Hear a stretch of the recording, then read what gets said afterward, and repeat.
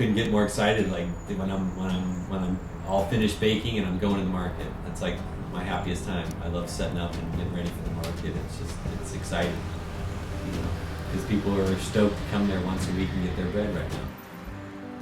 People look forward to that weekly experience.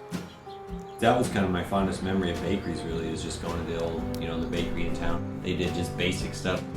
Just rustic, simple, you know, loaf. Stone milled flour, fresh.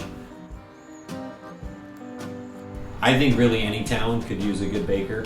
It's the way it used to be. You know, you got your baker, your butcher, you know, you got all these arts, and that's kind of the way it used to be, and we need to get back to that.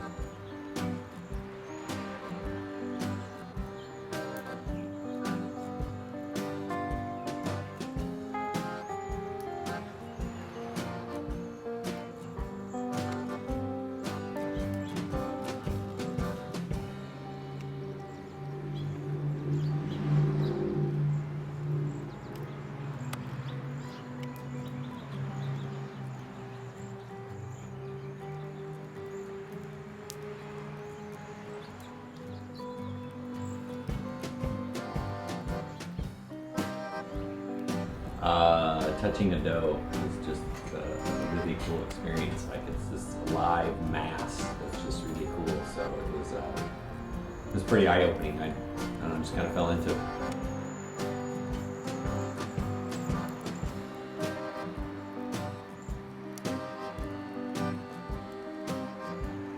I do everything by hand, by choice, because making it in small batches is different than making it in large quantities. It changes the flavor profile. It's like a fine wine or a craft beer. Really, nutrition is kind of the key for me, and using good flours that are nutritious and whole grains. So I'm getting all the whole grains milled, which is really neat. Back in the day, there used to be mills everywhere. You know, there's grain growing everywhere. Everywhere you had a community setup, you had grains growing, you had mills. You know, there's a couple, and there's one out in Woodland, there's one here in Petaluma I'm getting my stuff from that's being stone milled for me. I get stone milled spelt flour, I get stone milled kamut flour, I get stone milled wheat flour. The one wheat is a California wheat. So, like I said, that's really exciting just because I like the localness of it. It's grown out in the valley here, dry farm. It's kind of what's called a white oven. Meaning that it's an indirect fire.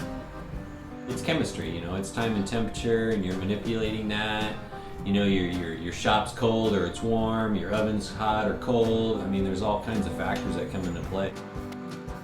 But I mean, what you do as a craft person is having your starter and feeding it on a daily basis, and you nurture it, and you develop these flavor profiles with it. You're really trying to get out of the grains, the flavors that are there by way of fermentation. And you got this nice sweet ferment with this nice sour ferment. You combine them together, and you get this really nice balanced fermentation flavor. Everybody's different. No two breads are the same. No two bakers do the same things. You could give the same formula to 10 different professional bakers, and you're going to get 10 different results.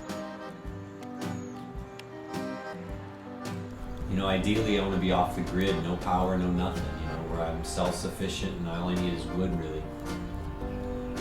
I don't know, I'm just doing it in small batches by hand. And then I'll grow what I need for the flatbreads. I'll grow all my dandelion, I'll grow my arugula, I'll grow spinach, I'll grow whatever's needed, really, you know.